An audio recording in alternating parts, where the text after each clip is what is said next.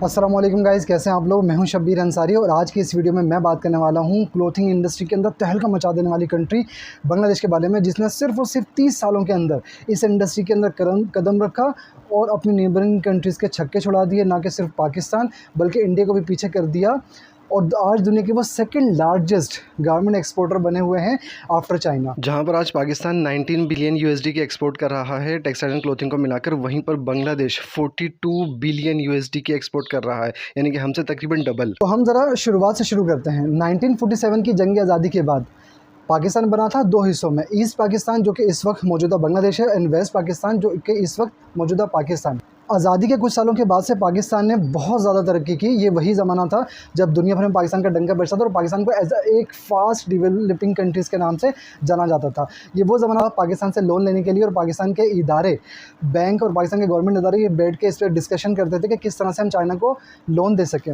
सुन के अजीब सा लग रहा है ना, ये वही ज़माना था जब जर्मनी, आज का बहुत ज़्यादा तरक्की याफ्ता मुल्क जर्मनी, अपने वर्ल्ड वार 2 से जब फाइनेंशियल क्राइसिस से निकल रहा था तो उसको अपनी कंट्री को डेवलप करने के लिए अमीर मुल्कों से पैसे लेने।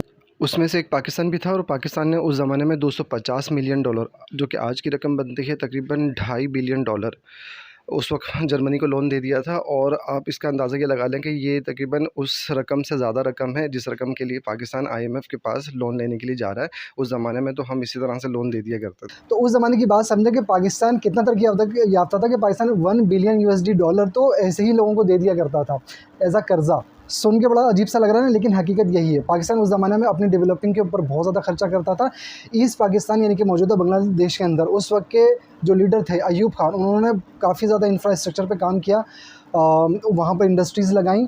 गोल्डन फाइबर जिसको कहते हैं जूट बांग्लादेश में गोल्डन फाइबर कहा जाता था, वहाँ पर ये उनका रॉ मटेरियल था।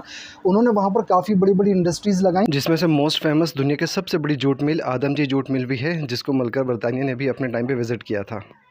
Pakistan also boasts the world's largest jute mill at the Adamji Works near Dhaka. और इस जूट की इंडस्ट्री लगाने के हवाले से बांग्लादेश के अंदर काफ़ी तरक्की हुई। वहाँ पर उन्होंने काफ़ी इंफ्रास्ट्रक्चर डेवलप किया और उनका बेहतरीन इंफ्रास्ट्रक्चर का सबूत ये है कि आज भी उनकी बनाई हुई सबसे बड़ी मस्जिद यानी कि बैतुल मुकर्रम मस्जिद, जो कि बांग्लादेश की आज तक की सबसे बड़ी मस्जिद। फास्ट फॉरवर्ड करते हैं 1971 से पहले पाकिस्तान के अंदर जनरल इलेक्शन होते हैं, जहां पर शेख मुजीबुर रहमान की पार्टी मैस मेजोरिटी के साथ जीत जाती है। ना कि सिर्फ ईस्ट पाकिस्तान में बल्कि वेस्ट पाकिस्तान में भी उनको काफ़ी सारी सीटें मिलती हैं, लेकिन होता यह है कि उनको गवर्नमेंट नहीं मिल पाती, जिसकी वजह से वहाँ पर रिबेल हो जाता है, वो बगावत कर देते हैं और यहाँ पर मौका मिल जाता है इंडिया को। इंडिया जंग मुसल्लत कर देता है। यही वजह होता है कि 1971 वॉर के अंदर हम बांग्लादेश यानी कि ईस्ट पाकिस्तान को हम खो देते हैं और वो बन जाता है बांग्लादेश। बहरहाल बांग्लादेश बन जाने के बाद वो बहुत ज़्यादा इकोनॉमिक क्राइसिस से गुजरते हैं कुछ सालों के अंदर। तो वहाँ पर भी बड़ा, कभी अपने लीडर को मार दिया, फिर दूसरा आया उसने उसको मार दिया, फिर तीसरा आया उसने उसको मार दिया, तो ये सिलसिला वहाँ पर भी चलता रहता है।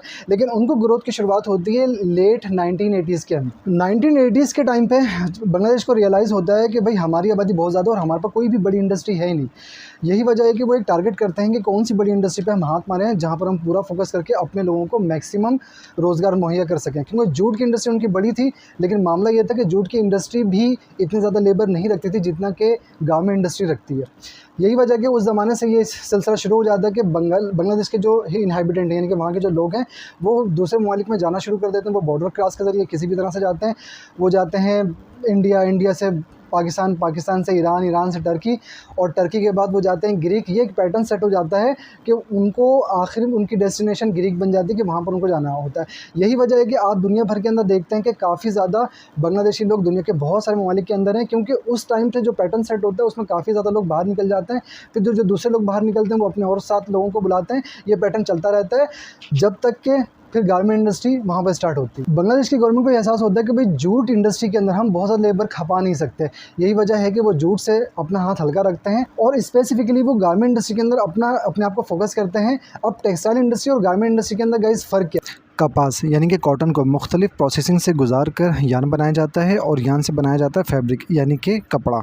और गारमेंट इंडस्ट्री उसको बोलते हैं जो रेडीमेड कपड़ा ख़रीदते हैं और कपड़े से पहनने के लिए ड्रेस बनाते हैं, जैसे कि pant, T shirt, shirts, joggers वगैरह। ये सब सारी चीज़ें गारमेंट इंडस्ट्री के अंदर आती हैं। देखिए टेक्सटाइल इंडस्ट्री के अंदर भी फोकस कर सकते थे, लेकिन वो टेक्सटाइल इंडस्ट्री के अंदर फोकस नहीं करते हैं और इवन कि आज भी वो जो फैब्रिक है वो दुनिया भर से मंगाते हैं। फैब्रिक बहुत कम मैन्युफैक्चर करते हैं, वो दुनिया भर से फैब्रिक मंगाते हैं, उसको गारमेंट बनाते हैं और फिर दुनिया भर में दीगर ममालिक को यानी कि वेस्टर्न कंट्रीज़ को, मैक्सिमम वेस्टर्न कंट्रीज़ को वो गारमेंट बना के बेचते हैं। सबसे पहला जो सबसे बड़ा एडवांटेज बांग्लादेश को मिलता है वो होता है कोटे सिस्टम के अंदर ना आना, क्योंकि बांग्लादेश उस वक्त कंसिडर किया जा रहा था एक पुअर कंट्री, और कोटे सिस्टम के अंदर सब तमाम ममालिक के लिए इस स्पेसिफिकली अमाउंट, स्पेसिफिकली क्वांटिटीज़ होती थी कि भाई इतना परसेंट आपकी कंट्रीज से वेस्टर्न कंट्रीज़ के अंदर ये क्लॉथिंग इंडस्ट्री जाएगी। लेकिन उस कोटे सिस्टम के अंदर बांग्लादेश नहीं आ रहा था, क्योंकि ये स्पेसिफिकली बात की गई थी डेवलपिंग कंट्रीज़ यानी कि जो तरक्की कर रही हैं उन कंट्रीज़ के अंदर। लेकिन बांग्लादेश उस टाइम पर डेवलपिंग कंट्रीज़ में नहीं था, Bangladesh as a poor country में था। तो ये कोटे सिस्टम से बाहर निकल जाते हैं और यहाँ पर इनको मिल जाता है खुला मैदान। दूसरा एडवांटेज मिलता है सस्ती लेबर की वजह से। मामला ये होता है बिज़नेस के अंदर कि आप अगर मार्केट के कंपेटिटिव प्राइस में देते हैं, इवन कि मार्केट से ज़्यादा अच्छे और सस्ते प्राइस के अंदर देते हैं, तो कस्टमर आपके पास ऑटोमेटिकली जाएंगे। यही फ़ायदा होता है बांग्लादेश की गवर्नमेंट को, कि बांग्लादेश के पास लेबर्स बहुत ज़्यादा थी, उन लोगों को काम की बहुत ज़्यादा अशद ज़रूरत होती थी और वो बहुत ज़्यादा कम डेली वेजेस के ऊपर या सैलरी के ऊपर लोगों को हायर करते थे, जिसकी वजह से उनकी कॉस्टिंग कम आती थी और सही प्राइस वेस्टर्न कंट्रीज़ को वो देते थे, जिसकी वजह से वेस्टर्न कंट्रीज़ उनकी तरफ बढ़ने लगे। तीसरा एक बड़ा एडवांटेज बांग्लादेश को मिलता है कि बांग्लादेश की गवर्नमेंट इस बात पे कायल कर देती है यूरोपियन यूनियन को कि वो उसके साथ टाइज करें। वो एग्रीमेंट करते हैं सन 2001 के अंदर, जहाँ से मिलता है बांग्लादेश को पूरी यूरोपियन यूनियन की मार्केट का access for sale everything except arms. अब आर्म तो वैसे भी बांग्लादेश को बेचना था नहीं, क्योंकि बांग्लादेश आर्म तो मैन्युफैक्चर करता नहीं था। इवन कि आर्म्स तो बांग्लादेश को ख़रीदने थे, बांग्लादेश को स्पेसिफिकली मार्केट करना था अपने गारमेंट इंडस्ट्री को, जो कि उसका एक्सेस मिल जाता है और यहाँ पर बांग्लादेश की बहुत ज़्यादा बूमिंग होती है। और 2001 में ड्यूटी फ्री एक्सेस मिलने की वजह से बांग्लादेश को यूरोपियन कंट्रीज़ के अंदर ज़बरदस्त एक्सेस मिलता है, जिसकी वजह से ये यूरोपियन यूनियन की मार्केट बहुत ज़बरदस्त तरीके से कैप्चर करता है। Political crisis is one of the main reason why Pakistan left behind. जब मुल्क में अनसर्टेनिटी होती है तो बाहर से इन्वेस्टमेंट नहीं आती और आपके जो इंटरनल यानी कि डोमेस्टिक इन्वेस्टर हैं वो भी मुल्क के अंदर इन्वेस्ट करने में डरते हैं। वो भी ये चाहते हैं कि फिर फ़ॉरेन पे जाके इन्वेस्ट करें। इवन कि जब बांग्लादेश में ये इंडस्ट्री ग्रोथ कर रही थी तो पाकिस्तान से काफ़ी ज़्यादा इन्वेस्टर जिन्होंने बांग्लादेश के अंदर इंडस्ट्री लगाई, सेम इंडस्ट्री, वो पाकिस्तान से यहाँ से इंडस्ट्री उठा के लेकर अपनी फैक्ट्रीज उन्होंने बांग्लादेश के अंदर लगा दी।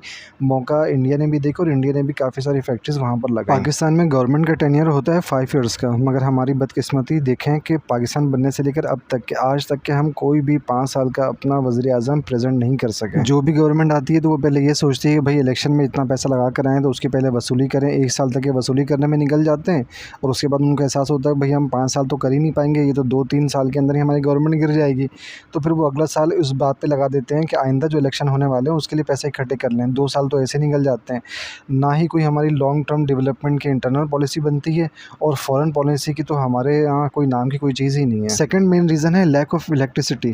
क्या ही बात है कि तकरीबन कोई 20 साल के आसपास का अरसा हो गया कि हमारा मुल्क अब तक के लोड शेडिंग की प्रॉब्लम से निकल ही नहीं पाया। आज तक के हम खुद कफिल हो ही नहीं पाए बिजली बनाने के अंदर। इवन कि हमारे पास समंदर भी है, बहुत सारे दरियाज़ भी हैं, सब कुछ हैं, और फिर भी हम इस तरह के ट्रैप में फंस चुके हैं कि हमको महंगे दामों पेट्रोल से बिजली लेनी पड़ती है, पेट्रोल ख़रीदना पड़ता है, उससे बिजली बनानी पड़ती है। हालांकि हमारे पड़ोसी मुल्क ईरान में सस्ती गैस भी है, सस्ता पेट्रोल भी है, लेकिन हम पड़ोस से नहीं ले सकते। हम कहीं पर भी अपनी फॉरेन पॉलिसी को स्टैंड करते ही नहीं हैं कि हम क्यों अपने मुल्क के लोगों के ऊपर महंगी दामों की बिजली लें जबकि हमारे पड़ोस मुल्क में सस्ती चीज़ अवेलेबल है। ये भी वजह है कि हम उस तरह से ग्रोथ नहीं कर सके जिस तरह से हमें इस इंडस्ट्री को करना चाहिए था।